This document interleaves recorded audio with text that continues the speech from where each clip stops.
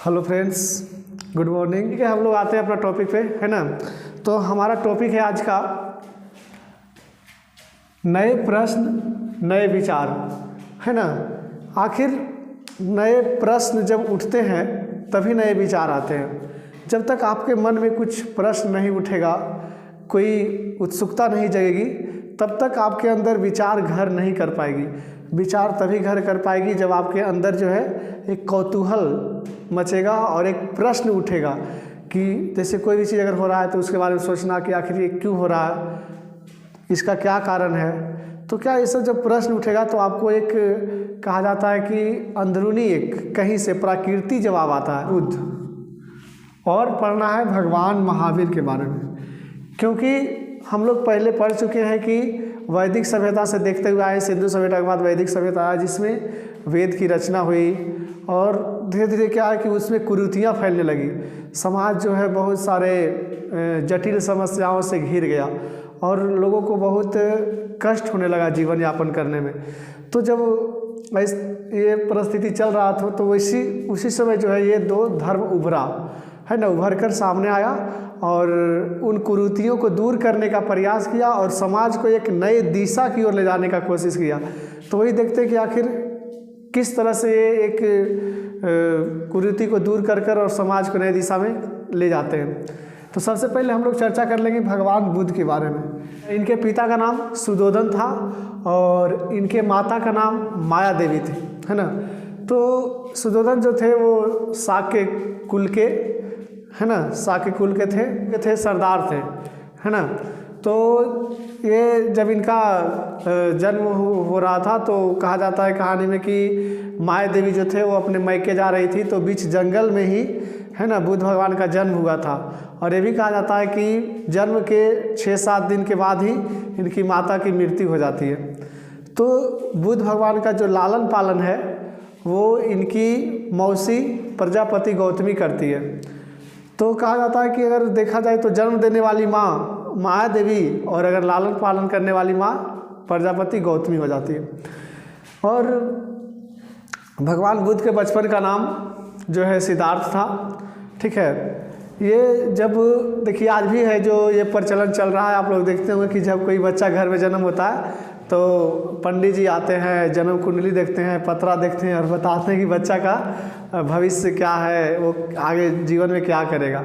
तो उसी तरह से भगवान बुद्ध का भी जन्म हुआ। तो उनके पिता जो थे वो सरदार थे ही, तो वो एक ब्राह्मण को बुलाए और बोले कि मेरे बेटे का जन्म पत्री देखिए, आखिर इसका जीवन किस तरह से बीतेगा आगे। तो जब वो देखता है तो बताता है कि ये लड़का जो है वो आगे चलकर 2 ही रास्ते पे जा सकता है, अगर या तो ये राजा बनेगा या तो ये सन्यासी बनेगा। अगर राजा बनेगा तो बहुत महान राजा बनेगा, अगर सन्यासी बनेगा तो बहुत बड़ा ये सन्यासी बनेगा। सिद्धार्थ के पिता के मन में कुछ सवाल उठने लगे कि बताओ मेरा एक ही बेटा है, अगर ये सन्यासी बन जाएगा तो मेरा राजपाट कौन चलाएगा। अपने महल में ही सारा सुख सुविधा सारा व्यवस्था करवा दिए, जैसे चाहे खेलने के लिए हो, चाहे पढ़ने के लिए हो, चाहे जो भी मतलब कि, है ना, सारा कुछ मतलब सोच सकते हैं कि हर चीज़ व्यवस्था करवा दिए ताकि ये बाहर नहीं जाए। ना तो ये बाहर का हवा इसको लगेगा और ना ही ये सन्यासी बनेगा। लेकिन कहा जाता है कि जो होनी होता है वो हो। जब इनका उम्र 15 साल का हुआ तो इनमें बहुत सारी चेंजिंग देखने को मिला। मतलब उसके पिता को लगा कि ये बहुत सारा जो है ये समाज से दूर भाग रहा है ना। तो क्या किया कि सोचे चलो एक उपाय करते हैं, शादी कर देते हैं। तो उनका शादी जो है 15 वर्ष की उम्र में ही हो गया था, है ना। यशोधरा से उनकी शादी हुई थी, उनकी पत्नी का नाम यशोधरा था। और कहा जाता है कि शादी के बाद ही जस्ट एक पुत्र का भी जन्म होता है जिसका नाम राहुल है। राहुल का मतलब होता है बाधा। तो बुद्ध जो थे वो मतलब सिद्धार्थ वो बहुत सोच समझ कर नाम राहुल रखे थे, है ना। राहुल का अर्थ बाधा होता है। तो उनके पुत्र का नाम राहुल था। एक बार महल से बाहर घूमने के लिए निकले, ठीक है। वो रथ पर बैठकर बाहर घूमने के लिए निकले। 4 दृश्य देखे जो उनके जीवन को चेंज कर रख दिया। सबसे पहले उन्होंने एक जो है बूढ़ा व्यक्ति को देखा जो बिल्कुल शरीर एकदम शिथिल पड़ गया था, पूरा जो है मांस लटक रहा था। उस स्थिति में देखे तो उनको लगा अरे ये जीवन कैसा जीवन है भाई, ये जीवन कितना मतलब कि दुख भरा जीवन है। ठीक है। उसके बाद थोड़ी देर और आगे बढ़े तो उनको एक बीमार व्यक्ति दिखाई दिया। बीमार व्यक्ति मतलब कि पूरा खांस रहा है, खांसी बहुत सारा, मतलब कि पूरा जो है जकड़े हुए है ना, तिलमिला रहा है रोग से। तो वो देखकर उनको मन में और भय सा उठा, ठीक है। उसके बाद वो धीरे धीरे आगे बढ़े तो उनको एक जो है शव दिखाई दिया। शव मतलब एक मुर्दा जो है ना, राम नाम सत्य है करते हुए जाते हैं। वो जा रहा था तो उन्होंने देखा कि क्या है, तो बोला ये मुर्दा है, मतलब आदमी जब मर जाता है तो उसको ले जाकर इस तरह से जला दिया जाता है या गाड़ दिया जाता है। तो धीरे धीरे वो मतलब कि मन में तो कौतूहल था ही, धीरे धीरे आगे बढ़े तो उन्होंने देखा कि एक पेड़ के नीचे एक शांत स्वभाव में एक सन्यासी बैठा हुआ है, जो बिल्कुल इन समाजों से, इन रोगों से मतलब बिल्कुल बहुत दूर था, है ना। मुख पे एक चमक थी और चेहरे पे एक मुस्कुराहट थी, जो ये साफ साफ बता रहा था कि ये जीवन सर्वोच्च जीवन है और सर्व सुखी जीवन है। तो उनके मन में वहीं से जो है मतलब कि उठना शुरू हो गया कि नहीं, हमको भी अब कुछ करना है, ये सब इस तरह से मतलब बेकार की ज़िंदगी नहीं जीनी है। और 29 वर्ष की अवस्था में, है ना, वो घर का त्याग करते हैं। कहा जाता है कि पत्नी और बच्चे को सोते हुए छोड़कर रात को ही निकल जाते हैं बिना बताए, या ज्ञान प्राप्त के लिए वो निकल पड़े घर से। और जब निकले तो वो सबसे पहले, क्योंकि आप लोग पता है कि लुम्बिनी जो है नेपाल में पड़ता है, तो नेपाल से जैसा ही निकले तो नीचे आए तो बिहार पड़ा। और बिहार में एंट्री करने के बाद वो सबसे पहले वैशाली आए, है ना। कहाँ है? वैशाली। तो जब वैशाली गए तो उनको सबसे पहले जो है वो एक गुरु मिले थे, प्रथम गुरु, जिनका नाम था अलार कलाम, है ना। वैशाली में ही वो मिले थे अलार कलाम, जो उनको शिक्षा दिए। दूसरे गुरु जो थे वो राजगीर में शिक्षा दिए थे, जिनका नाम रुद्रक रामपुत था। क्या नाम था? रुद्रक रामपुत, ठीक है। देखिए मैं थोड़ा सा ये मतलब लिखने का प्रयास कम कर रहा हूँ, ये ज़्यादा सेक्रीफाई कर रहा हूँ, क्योंकि जो है आपका क्लास 6 में उतना पढ़ना है नहीं, ठीक है। कुछ खास है जो हम लिख दिए, बाकी जो एक्स्ट्रा है वो हम बता रहे हैं बोलकर। आप लोग सुनिएगा ध्यान से और एक नोट्स बनाते जाइएगा, लिखिएगा आप। उसके बाद फिर आप जो है किसी बुक को पढ़िएगा तो समझ में बहुत अच्छी तरह से आएगा, ठीक है। तो उसके बाद जब वो निकल पड़े तो सेकेंड गुरु जब उनको रुद्रक रामपुत मिले, वहाँ से वो शिक्षा पाकर आगे बढ़े और वो धीरे धीरे मतलब कि आगे चलते हुए बोध गया पहुँच गए। यमुना नदी के किनारे पीपल वृक्ष के नीचे बैसाख के पूर्णिमा के दिन जो है लगभग आधी रात को उनको ज्ञान की प्राप्ति हुई थी, ठीक है। तो ये बहुत संयोग का चीज़ है कि जो है भगवान बुद्ध का जन्म भी बैसाख पूर्णिमा के दिन हुआ था, उनको ज्ञान की प्राप्ति भी बैसाख के पूर्णिमा के दिन हुई और उनका मृत्यु भी बैसाख के पूर्णिमा के दिन। साल अन्न जल ग्रहण किए बिना तपस्या करते रहे और 35 वर्ष की उम्र में उनको ज्ञान की प्राप्ति हुई। लेकिन हमें ऐसा नहीं लगता है कि कोई अन्न जल बिना ग्रहण किए 6 साल तक जीवित रह सकता है, ये संभव नहीं है और सही भी नहीं है, ठीक है। तो छोड़िए, खैर जो लिखा हुआ है हम लोग को याद करना है, पढ़ना है, ताकि एग्जाम में की प्रश्न न छूटे। लेकिन हाँ, जानकारी जरूर रखना है सही गलत का। सारनाथ में प्रथम उपदेश दिए थे, जिसको धर्म चक्र परिवर्तन भी कहा जाता है। तो उसके बाद वो आगे बढ़ते गए और उनको मतलब कि अनेक राजाओं से मिले, जो उनका जैसे बिंबिसार हो गया, है ना, प्रसेनजीत हो गया, उदयन हो गया, ये सब जो है इनके मतलब प्रमुख शासक जो थे इनके अनुयायी थे, एक तरह से कह सकते हैं, ठीक है। तो उसके बाद फिर मतलब इनकी आगे चलकर मृत्यु हो जाती है ना। इनका जो जन्म है 540 ईस्वी में होता है ईसा पूर्व में, और मृत्यु जो है 483 ईसा पूर्व में हो जाता है, ठीक है। तो ये लगभग देखा जाए तो ये है ना लगभग 57 वर्ष जीवित रहे थे। ये लगभग 57 वर्ष जीवित रहे थे, है ना। और 57 वर्ष के बाद इनकी 483 ईसा पूर्व में मृत्यु हो जाती है। जो मृत्यु इनमें कहाँ होती है? कुशीनगर में मृत्यु होती है और इनके शवों को 8 भागों में बांटकर 8 स्तूप बनाया जाता है, ठीक है। ये था इनके जीवन वृत्तांत, है ना, जीवन की कहानी। तो देखिए अब उनके बाद फिर जो बुद्ध भगवान का जो मतलब कि शिष्य हुए, वो एक संघ में रहने लगे। लेकिन कहा जाता है कि ये 2 भाग में बढ़ के आगे चलकर, है ना, आगे चलकर आप देखेंगे चौथी बौद्ध संगीति होती है और ये बौद्ध धर्म जो है वो 2 भाग में बढ़ जाता है, हीनयान और महायान। ठीक है। हीनयान का मतलब हो गया कि जो बुद्ध भगवान जिस तरह से अपने धर्म को आगे बढ़ाते चला रहे थे वो हीनयान हो गया, और जो समाज के अनुसार चेंजिंग करते हुए मूर्ति पूजा वगैरह ये सब लाया वो महायान हो गया। ठीक है। अब देखिए इसमें जो है संघ, संघ क्या होता है? तो संघ जो है, जैसे बहुत सारे लोग भिक्षु भिक्षुनी होते थे, है ना, जिनका काम रहता था मतलब कि भिक्षा मांगकर खाना रहना, तो क्या करते थे कि ये पूरे साल भिक्षा मांगते थे। ठीक है। लेकिन बरसात के दिन में जब बरसात का समय आता था तो ये जो है भिक्षा मांगने के लिए बाहर नहीं निकलते थे और कहीं एक स्थान पे रुकते थे। बाहर नहीं निकलने के कारण है कि उस समय जो है सड़कें जो होती थी वो कच्ची होती थी। कच्ची होने के कारण अगर बरसात होती थी तो वो मिट्टी गीली हो जाती थी, जहाँ जाना थोड़ा मुश्किल हो जाता था। इस कारण से जो है वो मतलब कि बरसात के दिनों में वो मतलब भिक्षा मांगने के लिए बाहर नहीं निकलते थे और कहीं एक ही स्थान पर रहते थे, है ना, और जो है सब एक ही स्थान पर रहकर एक संघ के रूप में रहते थे, मतलब एक साथ, तो ही एक साथ रहना जो है संघ कहलाता है ना। वही क्या है, एक संघ कहलाता है। एक साथ रहना ही क्या होता है, एक संघ कहलाता है। सभी लोग एक साथ रहते थे और जहाँ पे रहते थे सब एक साथ, उसे विहार कहते थे। ये विहार 3 प्रकार का होता था। सबसे पहले प्राचीन में गुफा, है ना, जैसे पहाड़ों के नीचे जो जगह बचती थी उसमें लोग जीवन यापन करते थे बरसात के दिनों में, और बाकी के दिनों में भिक्षा मांगते थे। लेकिन कुछ क्या हुआ कि चेंजिंग हुआ, कुछ शासक लोग जो है उसके समक्ष आगे आए और उनके लिए कुछ विहार जो है निर्माण करवाए। तो कुछ विहार लकड़ी का भी होता था और कुछ विहार ईंटों का भी बनाया जाता था। ठीक है। उसके बाद आते हैं अन्य विचारक, जो है इनके अनुसार ही, इनके समय में ही भी अन्य विचारक एक पनीनी आए। ठीक है। पनीनी जो एक व्याकरण विद्वान, मतलब व्याकरण का बहुत बड़े विद्वान थे, संस्कृत व्याकरण के।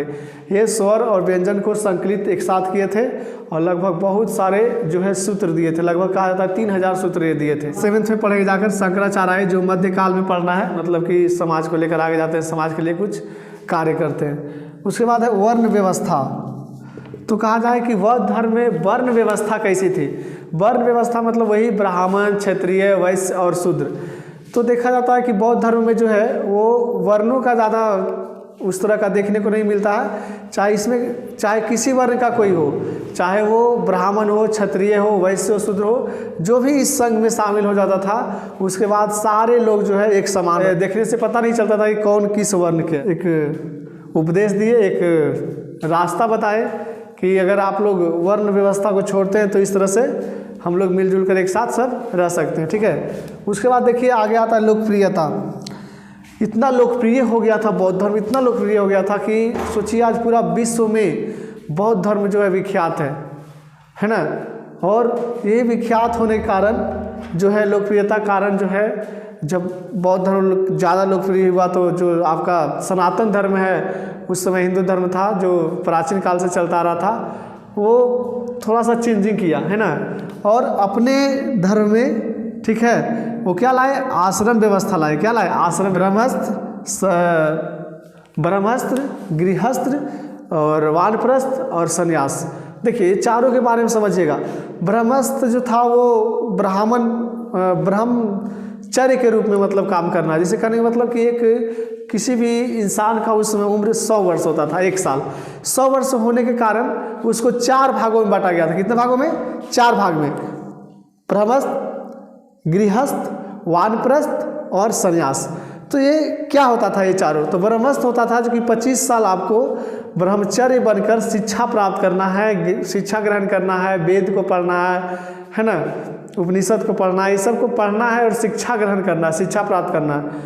फिर उसके बाद जो अगला 25 साल होता था, 25 से लेकर 50 तक, वो होता था गृहस्थ। गृहस्थ मतलब आप आम जीवन के जैसा अपना विवाह कीजिए, है ना, शादी विवाह कीजिए, घर बसाइए, अपने परिवार को आगे बढ़ाइए और गृहस्थ का जीवन यापन कीजिए। उसके बाद जो 25 वर्ष बचता था, यानी 50 से 75, वो वानप्रस्थ। वानप्रस्थ मतलब आप एक क्या बोलते हैं, सन्यासी की तरह आप पूरा मतलब वानप्रस्थ में घूमिए। कहने मतलब वानप्रस्थ का मतलब था कि जो आप ब्रह्मस्त्र में, ब्रह्मचर्य में जो शिक्षा प्राप्त किए थे ब्रह्मचर्य बनकर, वो दूसरे को शिक्षा दीजिए आप, ठीक है, वानप्रस्थ मतलब वन में रहकर अब दूसरे को जो ब्रह्मचर्य है उसको शिक्षा दीजिए, सिखाइए।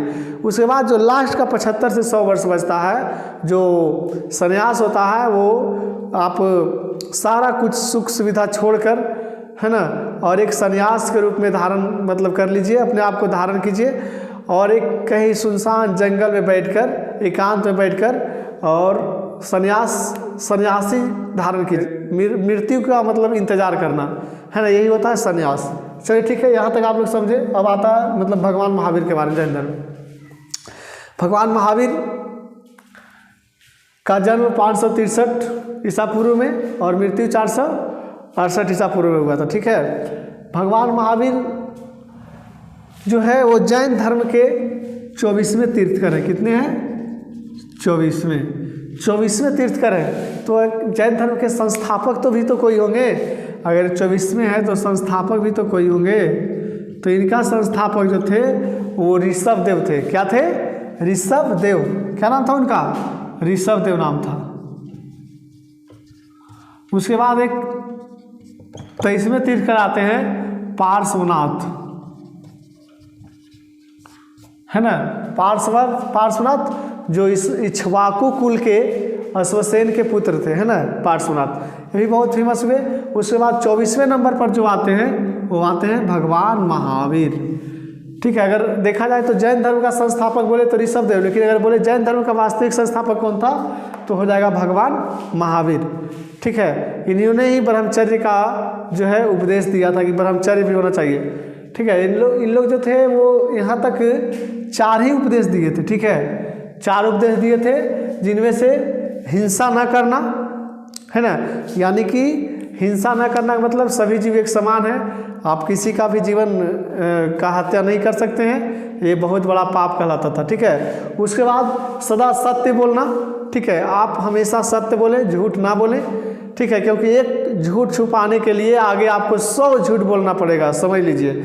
तो इसलिए क्यों हम मतलब 100 झूठ और बोले, एक ही झूठ ना बोल पाएंगे, बोलेंगे, सच बोलेंगे। किसी को दुख लगता है तो कोई बात नहीं, है ना, वैसे भी सत्य कड़वा ही होता है। चलिए ठीक है, उसके बाद चोरी ना करना। ठीक है, ये चोरी आप ना करें, ये बहुत बड़ा उस धर्म के लिए मतलब कहा था बहुत बड़ा पाप कहलाता था चोरी करना। उसके बाद संपत्ति ना रखना, जिसको अपरिग्रह भी बोला जाता था। क्या बोला जाता था? अपरिग्रह, यानी संपत्ति नहीं रखना। आप अपना जो है संपत्ति नहीं बना सकते हैं। ठीक है, आपको संपत्ति पैसा से कोई मतलब नहीं है। अपना भिक्षु मतलब एक भिखारी की तरह रहिए, भीख मांगिए और खाइए। ठीक है, और अपना भगवान पर ध्यान लगाइए। उसके बाद जो ये भगवान महावीर हुए वो 5वां उपदेश दिए ब्रह्मचर्य, मतलब विवाह नहीं करना है। ब्रह्मचर्य का मतलब कुंवारा रहना है और किसी स्त्री पे मतलब गलत नज़र से। भगवान महावीर का बारे में चर्चा कर लेते हैं। महावीर के पिता का नाम सिद्धार्थ था, इनके बचपन का नाम राहुल था। बचपन का नाम राहुल था। ठीक, इनका माँ का नाम क्या था? त्रिशला था। बाद में जाकर इनकी एक शादी हो जाती है। शादी होती है तो मतलब एक बेटी भी होती है और इनकी पत्नी का नाम था यशोदा। क्या नाम था? यशोदा। और बेटी का नाम था, जो बेटी एक हुई थी वो अनोजा प्रियदर्शनी नाम था। क्या नाम था? अनोजा प्रियदर्शनी। जो जिसका जो मतलब शादी होता है आगे चलकर जमाली, है ना। इनका दामाद कौन बनते हैं? जमाली।